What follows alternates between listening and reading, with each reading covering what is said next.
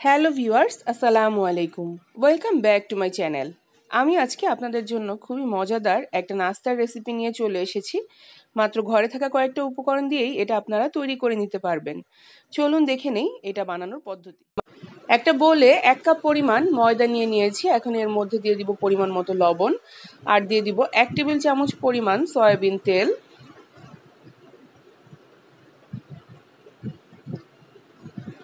এগুলোকে এখন হাত দিয়ে ভালোভাবে মিশিয়ে নিতে হবে। এরপরে রুম টেম্পারেচারে থাকা নর্মাল ঠান্ডা পানি দিয়ে একটা ডো তৈরি করে নিতে হবে। খুব বেশি শক্ত হবে না, আবার খুব বেশি নরমও হবে না। পরোটার জন্য যেরকম ডো আমরা তৈরি করি ওই রকম একটা ডো আমি বানিয়ে নিব।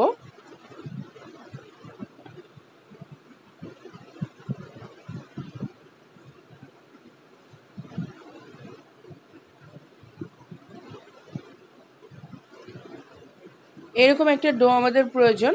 ডোটা তৈরি হয়ে গেছে, এখন এটাকে কিছুক্ষণের জন্য রেস্টিং প্রসেসে রেখে দিব ঢাকনা দিয়ে ঢেকে।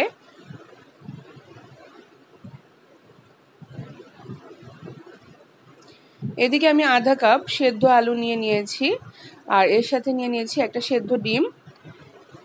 আরও লাগবে 2 টেবিল চামচ পেঁয়াজ কুচি, 1 টেবিল চামচ কাঁচামরিচ কুচি এবং 2 টেবিল চামচ ধনিয়া পাতা কুচি। একটা বোলের মধ্যে আমি সেদ্ধ আলু নিয়ে নিচ্ছি। এখন সেদ্ধ ডিমটা হাত দিয়ে একটু ভেঙে আলুর সাথে দিয়ে দিব।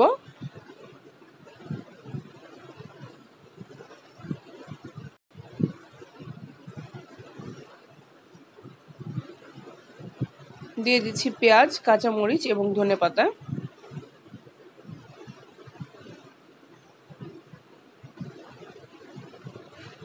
এখন দিয়ে দিব হাফ চা চামচ চিলি ফ্লেক্স। শুকনো মরিচ তেলে এটাকে আমি ফাঁকি করে নিয়েছি। দিয়ে দিলাম হাফ চা চামচ ভাজা ধনিয়া গুঁড়ো এবং হাফ চা চামচ ভাজা জিরার গুঁড়ো। এখানে ভাজা মশলাগুলো ব্যবহার করছি কারণ এগুলোর ফ্লেভারটা খুব বেশি ভালো। দিয়ে দিব পরিমাণ মতো লবণ। এখন সব কিছু হাত দিয়ে মেখে নিব।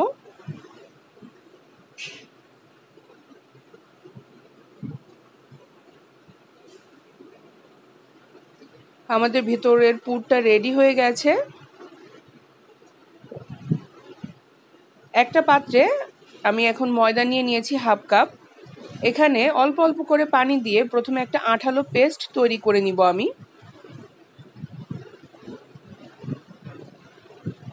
এরকম আঠালো একটা পেস্ট আমি প্রথমে তৈরি করে নিয়েছি। এখান থেকে 1 চামচ পরিমাণ এই আঠালো পেস্ট আমি উঠিয়ে রাখবো।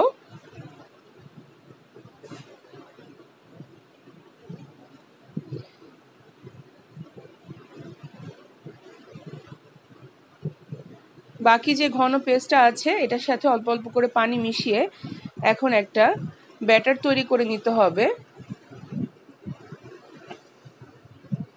একটা পাতলা ব্যাটার তৈরি করে নিব, ঠিক এই রকম। দেখে নিশ্চয়ই বুঝতে পারছেন। এটার ভিতরে এখন সামান্য একটু লবণ দিয়ে দিব। একটা পিঁড়িতে সামান্য একটু শুকনো ময়দা ছিটে নিয়েছি। এখন যে খামিরটা তৈরি করে নিয়েছি ওখান থেকে অল্প একটু খামির নিয়ে আমি প্রথমে একটু মথে নিব। এরপরে এটা দিয়ে একটা রুটি বেলে নিব। রুটিটা পাতলা করে বেলতে হবে, যতটুকু সম্ভব ততটুকু করে পাতলা করে একটা রুটি বেলে নিব।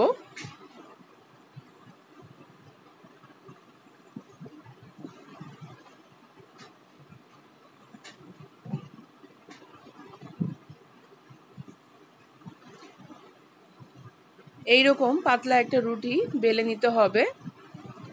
এখন এই রুটির উপরে আমি যে বানিয়ে রেখেছি পুরটা, সেই পুরটা দিয়ে দিব একটু বিছিয়ে।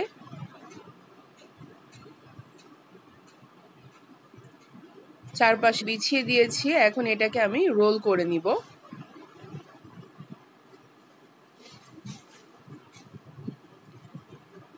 রোল করা হয়ে গেলে যে অবশিষ্ট অংশটা থাকবে রুটি, সেখানে আমি সেই আঠালো পেস্টটা লাগিয়ে দিব এবং এটাকে আটকে দিব যাতে এটা পরবর্তীতে খুলে না যায়।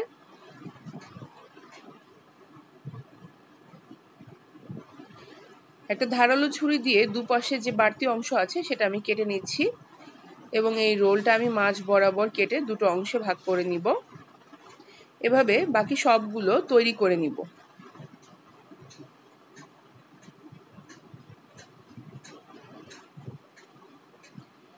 এদিকে এই রোলগুলো ভেজে নেওয়ার জন্য আমি একটা কড়াইতে পরিমাণ মতো তেল গরম করে নিয়েছি। এখন যে পাতলা ময়দার ব্যাটার আমি তৈরি করে রেখেছি, এই রোলগুলো সেই ব্যাটারের মধ্যে ডুবিয়ে ডুবো তেলে ভেজে নিতে হবে।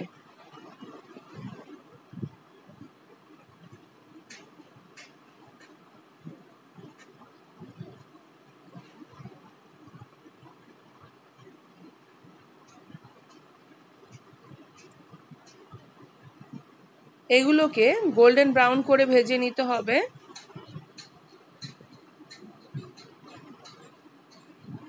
দু পিঠ ভালোভাবে গোল্ডেন ব্রাউন হয়ে গেলে এগুলোকে আমি তুলে নিব টিস্যু পেপারের উপর, যাতে অতিরিক্ত তেলটা শোষণ করে নিতে পারে।